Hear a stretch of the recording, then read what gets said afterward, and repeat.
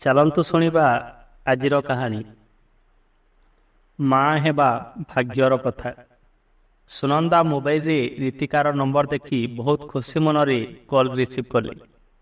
Phone receive କରିବା ମାତ୍ରେ ସେପଟରୁ ରୀତିକା କହିବାକୁ ଲାଗିଲା, ମା, ପରଦିନ ମୋର ଅପରେସନ୍, ତେଣୁ ତୁ ଆଜି ହିଁ କିମ୍ବା କାଲି ଭିତରେ ଆସି ବେଙ୍ଗଲୁରୁ ପହଞ୍ଚି। ଅପରେସନ୍? କିନ୍ତୁ କାହିଁକି? ସବୁ ଠିକ୍ଠାକ୍ ଅଛି ତ? ତୋର ଡେଲିଭରିକୁ ତ ଆହୁରି 20 ଦିନ ଅଛି। ତ ଏତେ ଶୀଘ୍ର ସୁନନ୍ଦାଙ୍କ କଥାକୁ ମଝିରୁ ହିଁ କାଟି ରୀତିକା କହିବାକୁ ଲାଗିଲା, ହଁ ମା, ସବୁ ଠିକ୍ ଅଛି। ମୋ ଅଫିସକୁ ଏକ ବହୁତ ବଡ଼ ପ୍ରୋଜେକ୍ଟ ଆସିଛି, ଯାହାକୁ ମୁଁ ହିଁ କରିବି। ମୋ ଦୀର୍ଘ ଦିନରୁ ସ୍ୱପ୍ନ ଥିଲା କି ମୋତେ ଏହିଭଳି ଏକ ପ୍ରୋଜେକ୍ଟରେ କାମ କରିବାର ସୁଯୋଗ ମିଳେ। ତେଣୁ ଯଦି ମୁଁ ଏବେ ଡେଲିଭରି ନ କରାଉଛି, ତେବେ ମୁଁ ପ୍ରୋଜେକ୍ଟର କାମ ବେଳକୁ ଅଫିସ ଜଏନ୍ କରିପାରିବି ନାହିଁ ଓ ନିଜକୁ ପ୍ରତିପାଦନ କରିପାରିବି ନାହିଁ। ତୁ କି ପ୍ରକାର ମା? ଗୋଟେ ସାମାନ୍ୟ ପ୍ରୋଜେକ୍ଟ ପାଇଁ ତୁ ଗର୍ଭସ୍ଥ ଶିଶୁର ଜୀବନକୁ ବିପଦ ମୁହଁକୁ ଠେଲି ଦେଉଛୁ। ପ୍ରିମ୍ୟାଚୁର ସମୟ ଆଗରୁ ଡେଲିଭରି ଛୁଆର ଜୀବନ ପାଇଁ ବିପଦ। ତୁ ଏମିତି କେମିତି କରିପାରୁଛୁ? ସୁନନ୍ଦା ଟିକେ ଉତ୍ତ୍ୟକ୍ତ ହୋଇ କହିଲେ, ଓ ମା, ମୁଁ ଡାକ୍ତରଙ୍କ ପରାମର୍ଶ ନେଇସାରିଛି। ପିଲା ଏବେ ପୂର୍ଣ୍ଣ ମାତ୍ରାରେ ବିକଶିତ ହୋଇସାରିଛି, ତେଣୁ ଅପରେସନ୍ କରିବାରେ କିଛି ଅସୁବିଧା ନାହିଁ। ହଁ, ଯଦି କିଛି ଟିକେ ଅସୁବିଧା ହେବ ତ ପିଲାକୁ କିଛି ସମୟ ଅବଜରଭେସନରେ ରଖିବେ ସେମାନେ। ଡରିବାର କିଛି ନାହିଁ, ବାସ୍ ତୁ ସମୟ ପୂର୍ବରୁ ଆସି ପହଞ୍ଚିଯା।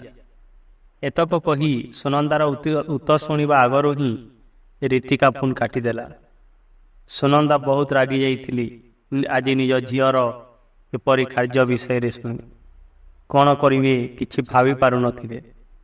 ତେଣୁ ରୁମ୍ରୁ ବାହାରକୁ ଆସି ରୀତିକାର ବାପା ମାନେ ଦିବାକର ବାବୁ ବସିଥିବା ସୋଫାରେ ବସି ପଡ଼ିଲେ। ଦିବାକର ସେତେବେଳେ ପେପର ପଢ଼ୁଥିଲେ। ସେ ସୁନନ୍ଦାଙ୍କୁ ନ ଚାହିଁ ପ୍ରଶ୍ନ କଲେ, କାହା ସହ କଥା ହେଇଥିଲ କି? ସୁନନ୍ଦା ମନ ଦୁଃଖ ଏବଂ ରାଗ ମିଶ୍ରିତ ଭାବରେ କହିଲି, କାହା ସହ ଆଉ? ତୁମର ଗେଲି ଝିଅ ସହ। ସୁନନ୍ଦା ମନ ଦୁଃଖରେ ରୀତିକା ସହ ହୋଇଥିବା ସମସ୍ତ କଥା ଦିବାକରକୁ ଜଣାଇଲେ। ଦିବାକର ମଧ୍ୟ ସବୁକିଛି ଶୁଣିସାରି ଟିକେ ଚିନ୍ତିତ ହୋଇଗଲେ। ପେପରକୁ ସୋଫାରେ ରଖି ଏବେ କ'ଣ କରାଯାଇପାରିବ, ସେହି ବିଷୟରେ କିଛି ସମୟ ବିଚାର ବିମର୍ଶ କଲେ। ରୀତିକା ଟିକେ ଜିଦ୍ଦି ସ୍ୱଭାବର ଥିଲା। ସେ ଜଣେ ଉଚ୍ଚଶିକ୍ଷିତା, ତା ସହ ଅନେକ ଦକ୍ଷତାର ଅଧିକାରିଣୀ ଥିଲା। କିଛି ବର୍ଷ ତଳେ ଆଲୋକ ସହ ତାର ବାହାଘର ବୈଦିକ ରୀତିରେ କରାହେଇଥିଲା। ସେ ଜଣେ ଉଚ୍ଚ ଆକାଂକ୍ଷୀ ଝିଅ। ତେଣୁ ବିବାହର 4 ବର୍ଷ ପରେ ବି ସେ ମା ହେବାକୁ ଇଚ୍ଛୁକ ନଥିଲା। କହିବାକୁ ଗଲେ ତାର ଶାଶୁ, ଶ୍ୱଶୁର ଓ ଆଲୋକ ତିନି ହେଁ ବହୁତ ଭଲ। ରୀତିକାର ଭାଗ୍ୟ ଭଲ, ଯିଏକି ଏତେ ସୁନ୍ଦର ପରିବାରଟିଏ ପାଇଛି। କିନ୍ତୁ ଆଧୁନିକର ଛାପ ତା ଦୁନିଆକୁ ଆଚ୍ଛାଦିତ କରି ରଖିଛି। ତାର 32ତମ ଜନ୍ମଦିନରେ ମୁଁ ଆଉ ତା ବାପା ତାକୁ ଅନେକ ବୁଝାଇଥିଲୁ। ନିଜର ରାଣ ମଧ୍ୟ ଦେଇଥିଲୁ। ଯାହା ହେଉ ବହୁ କଷ୍ଟରେ ସେ ମା ହେବା ପାଇଁ ଚିନ୍ତା କରିବ ବୋଲି କହିଥିଲା। ତାକୁ ବର୍ତ୍ତମାନ 35 ବର୍ଷ। ସାଧାରଣତଃ ଏତେ ବର୍ଷରେ ଗୋଟେ ନାରୀ ପିଲା ଧାରଣ କରିବା କ୍ଷମତା ହରାଇ ବସିଥାଏ। ସେ ଯାହା ହେଉ ଭଗବାନଙ୍କର ସେ ମା ହେବାକୁ ଯାଉଛି। ଗୋଟେ ନାରୀ ପାଇଁ ଏହାଠୁ ବଡ଼ ଖୁସିର କଥା କ'ଣ ବାତ ହେଇପାରେ? ମା ହେବା ଭାଗ୍ୟର କଥା। ଗୋଟେ ନାରୀ ସେତେବେଳେ ସମ୍ପୂର୍ଣ୍ଣ ହୋଇଥାଏ ଯେତେବେଳେ ସେ ମାତୃତ୍ୱ ଲାଭ କରେ। ପିଲାଟି ତା ଗର୍ଭରେ ଧୀରେ ଧୀରେ ବଢ଼ୁଥିବା, ତାର ସ୍ପର୍ଶ, ତାର ଉପସ୍ଥିତିକୁ ଅନୁଭବ କରିବା ପ୍ରତ୍ୟେକଟି ମା ପାଇଁ ଏକ ସୁଖଦ ଅନୁଭୂତି। ଆଗେ ନାରୀଟିଏ ମା ହେବାକୁ ଯାଉଛି ଜାଣିଲା ପରେ ଆଗନ୍ତୁକ ହୋଇ ପିଲାଟି ପାଇଁ ସ୍ୱେଟର ବୁଣାବୁଣି କାର୍ଯ୍ୟ ଆରମ୍ଭ ହୋଇଯାଉଥିଲା। କିନ୍ତୁ ଏହି ଆଧୁନିକ ଯୁଗରେ ସବୁକିଛି ତିଆରି ହୋଇ ବଜାର ଘାଟରେ ବିକ୍ରି ହେଉଛି। ମୁଁ କିନ୍ତୁ ବୁଝିପାରୁନି ଯେ ଇଏ କେମିତିକା ମା, କେଜାଣି? କିଛି ଅବାସ୍ତବ ଜିନିଷ ଆଶାରେ ବାସ୍ତବିକ ଖୁସିକୁ ଦୂରେଇ ଦେଉଛି। ସୁନନ୍ଦା ନିଜ ଝିଅର ଏ ପ୍ରକାର ନିଷ୍ପତ୍ତିରେ ଅତ୍ୟନ୍ତ ଦୁଃଖୀ ଥିଲେ। କିନ୍ତୁ ଏତେ କମ୍ ସମୟରେ ସେ ବେଙ୍ଗଲୁରୁ କେମିତି ପହଞ୍ଚିବେ? ଯାହା ହେଉ ଅନଲାଇନରେ ଫ୍ଲାଇଟ୍ ଟିକେଟ୍ ଦିବାକର ବୁକ୍ କରିଦେଲି। ସୁନନ୍ଦା ଏଇ କଥା ଟିକେ ଆଶ୍ୱସ୍ତି ଅନୁଭବ କଲେ। ଯାହା ହେଉ ଏହି ଆଧୁନିକ ଯୁଗରେ ଇଏ ଏକ ଭଲ କାମ। ଅନଲାଇନ୍ରେ ଟିକେଟ୍ ବୁକ୍ କରିବା, ନିଜର କିଛି ଲୁଗାପଟା ଓ କିଛି ସାମଗ୍ରୀ ବ୍ୟାଗ୍ରେ ପ୍ୟାକ୍ କଲେ। ପଡ଼ିଶା ଘରକୁ ଖାଇବା ରାନ୍ଧିବାକୁ ଆସୁଥିବା ରୋଷେଇୟାକୁ କିଛି ଦିନ ପାଇଁ ଘରକୁ ଆସି ଦିବାକରଙ୍କ ପାଇଁ ପ୍ରତିଦିନ ଖାଇବା ବନେଇ ଦେବା ପାଇଁ କହି ଆସିଲି। ଆଉ ତହିଁ ଆର ଦିନ ଝିଅର ଘରକୁ ବାହାରି ପଡ଼ିଲେ। ଠିକ୍ ସମୟରେ ରୀତିକାର ଡ୍ରାଇଭର ମୋତେ ଏୟାରପୋର୍ଟରୁ ପିକଅପ୍ କଲେ। ମୁଁ ତା ଘରକୁ ଯାଇ ପହଞ୍ଚିଲା ପରେ ଜାଣିବାକୁ ପାଇଲି ଯେ ରୀତିକା କି ଆଲୋକ କେହି ବି କରିନାହାନ୍ତି। କେବଳ ରୀତିକାର ଶାଶୁ ଘରେ ଏକୁଟିଆ ଅଛନ୍ତି। ମୁଁ ଆସୁଛି ବୋଲି ଜାଣି ମୋତେ ଅପେକ୍ଷା କରି ବସିଛନ୍ତି। ଘରେ ପହଞ୍ଚିବା ପରେ ଦୁହେଁ କୁଆଡ଼େ ଗଲେ ପଚାରି ବୁଝିଲି। ଆଉ ଜାଣିବାକୁ ପାଇଲି ଯେ ଆଲୋକ ତାର ଅଫିସ୍ ଯାଇଛି ଆଉ ରୀତିକା ଆଜିଠାରୁ କିଛି ଦିନ ଛୁଟି ନେବ ବୋଲି ଆଗୁଆ ତାର କିଛି ଅଫିସର କାମ ସାରିବାକୁ ଯାଇଛି। କେମିତିକା ଝିଅ ଇଏ! ରାତି ପାଇଲେ ଅପରେସନ୍ ହେବାକୁ ଯିବ, ପୁଣି ପ୍ରଥମ ଡେଲିଭରି। ଆଉ ଇଏ ଠିକ୍ ରାତି 9ଟାରେ ଆଲୋକ ଓ ରୀତିକା ଦୁହେଁ ଏକାଠି ଘରକୁ ଫେରିଲେ। ଯେହେତୁ ଦୁହେଁ ଥକି ଯାଇଥିଲେ ତ ଏମିତି ଅଳ୍ପ କିଛି କଥାବାର୍ତ୍ତା ପରେ ସମସ୍ତେ ଶୋଇବାକୁ ଚାଲିଗଲେ। ତହିଁ ଆର ଦିନ ସକାଳୁ ସକାଳୁ ସମସ୍ତେ ହସ୍ପିଟାଲ ବାହାରିଲେ। ସବୁ କିଛି ଆଗୁଆ ବ୍ୟବସ୍ଥା ହୋଇଯାଇଥିଲା। ରୀତିକା ଗୋଟିଏ ମୁହୂର୍ତ୍ତ ବି ନଷ୍ଟ କରିବାକୁ ଚାହୁଁନଥିଲା। କିଛି ସମୟ ମଧ୍ୟରେ କିଛି କାଗଜପତ୍ର କାମ ପରେ ରୀତିକାକୁ ଅପରେସନ୍ ୱାର୍ଡ଼କୁ ନିଆଗଲା।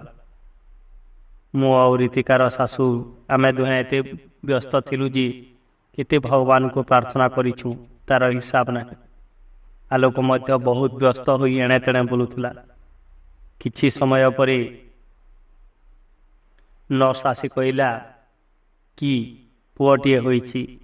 ଏତକ ଶୁଣି ରୀତିକାର ଶାଶୁ ମନ ଖୁସିରେ ହସି ଉଠିଲା। ସେ କେତେଥର ମୁଣ୍ଡିଆ ମାରି ପକାଇଲା ଶୂନ୍ୟକୁ ଚାହିଁ। ମୋର କିନ୍ତୁ ମୋ ଝିଅ ପାଇଁ ଚିନ୍ତା। ତେଣୁ ମୁଁ ନର୍ସକୁ ପଚାରିଲି କି ମୋ ଝିଅ କେମିତି ଅଛି। ନର୍ସ କହିଲା କି ସେ ସୁସ୍ଥ ଅଛନ୍ତି। କିଛି ସମୟ ଭିତରେ ତାଙ୍କୁ ୱାର୍ଡ଼କୁ ସିଫ୍ଟ କରାହେବ। ଆପଣମାନେ ତାଙ୍କୁ ସେଇଠି ଭେଟ କରିପାରିବେ।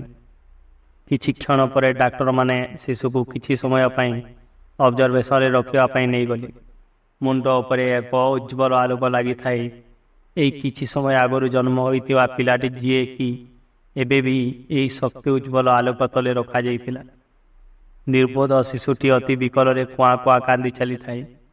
ମୋତେ ସତ କହିବାକୁ ଗଲେ ସେହିଦିନ ପ୍ରଥମ ଥର ବହୁତ ଜୋରରେ ରୀତିକା ଉପରେ ରାଗ ଚିଡ଼ୁଥିଲା। ଇଏ କେମିତିକା ମା ଯିଏକି ନଜର ଟିକକ ଖୁସି ପାଇଁ ନିଜ ଛୁଆକୁ ଏଭଳି ଅବସ୍ଥାରେ ଆଣି ଛାଡ଼ି ଦେଇଛି। ମୋତେ ତ ତାକୁ ଝିଅ ବୋଲି କହିବାକୁ ମଧ୍ୟ ରାଗ ଲାଗୁଥିଲା। ରୀତିକାକୁ ୱାର୍ଡ଼କୁ ସିଫ୍ଟ କରା ହୋଇଯାଇଥାଏ। କିଛି ଇଞ୍ଜେକ୍ସନ ଦିଆହେଲା। ସେ କିଛି ସମୟ ମଧ୍ୟରେ ଶୋଇପଡ଼ିଲା। ମୋର ମନ କିନ୍ତୁ ମୋ ନାତି ପାଖରେ। ସେ ଯାହା ହେଉ ଦୀର୍ଘ 8 ଘଣ୍ଟା ସେ ଉଜ୍ଜ୍ୱଳ ଆଲୋକରେ ରହିବା ପରେ ନର୍ସ ତାକୁ ଆଣି ଆମ ହସ୍ତକୁ ଟେକିଦେଲେ। ରୀତିକାର ଶାଶୁ ଶ୍ୱଶୁର ଆଉ ଆଲୋକ ତିନିହେଁ ବହୁତ ଖୁସି ଥିଲେ। ମୁଁ ମଧ୍ୟ ନାତିକୁ କୋଳରେ ଧରି ସବୁ ଭୁଲି ଯାଇଥିଲି। 4 ଦିନ ପରେ ରୀତିକା ହସ୍ପିଟାଲରୁ ଘରକୁ ଚାଲି ଆସିଲା। ଘରକୁ ଆସିବା ପରେ ରେଷ୍ଟ ନେବାଟା ଜରୁରୀ ଭାବିଲାନି। ପିଲାକୁ ସ୍ନେହ କରିବା, କ୍ଷୀର ଖୁଆଇବା ଆଉ ତାର ଯତ୍ନ ନେବା ବଦଳରେ ସେ ଦିନ ରାତି ଫୋନ୍ ଓ ଲ୍ୟାପଟପ୍ରେ ବ୍ୟସ୍ତ ରହିଲା। ତେଣୁ ନାତିଟା ମୋର ଏବଂ ତା ଜେଜେମା କୋଳରେ ଅଧିକ ସମୟ ରହିବାକୁ ଲାଗିଲା। କିଛି ଦିନ ପରେ ରୀତିକା ଏବେ ଅଫିସ୍ ଜଏନ୍ କରିଦେଲା ଓ ଆଗ ଭଳି ଆଉ ଥରେ ସେ ତା ଅଫିସ୍ ଜୀବନରେ ବ୍ୟସ୍ତ ହୋଇଗଲା। ଆଲୋକ କେବେ କେବେ ନିଜ ଛୁଆ ପାଇଁ ସମୟ କାଢ଼ି ତା ସହ ହସେ ଖେଳେ, କିନ୍ତୁ ରୀତିକା ତା ଅଫିସ୍ କାମରେ ସକାଳୁ ସଞ୍ଜ ଯାଏ ପୁରା ବ୍ୟସ୍ତ। ପିଲାଟି ଜନ୍ମ ହେଇ ମଧ୍ୟ ମା ଓ ମାର ମମତା ଠାରୁ ଦୂରେଇ ଥିଲା। ରୀତିକା ସିନା ଖାଲି ପିଲାଟିଏ ଜନ୍ମ କରିଦେଲା, କିନ୍ତୁ ମାଟିଏ ହେଇପାରିଲା ନାହିଁ। ରୀତିକା ଆସିଲେ କିଛି ସମୟ ତା ସହ ଟିକେ ସମୟ ବିତାଇ ଶୋଇପଡ଼ୁଥିଲା। ଏମିତିରେ ଗୋଟିଏ ମାସ ବିତିଗଲା। ଏବେ ଦିବାକର ଏକୁଟିଆ ଘରେ ଥିବାରୁ ମୁଁ ଘରକୁ ଫେରିବାକୁ ନିଷ୍ପତ୍ତି ନେଲି। ତେଣୁ ଥରୁଟିଏ ରୀତିକା ସହ ସବୁ ବିଷୟରେ କଥା ହେବାକୁ ଚାହିଁଲି, କିନ୍ତୁ ତା ପାଖରେ ସମୟ କାହିଁ।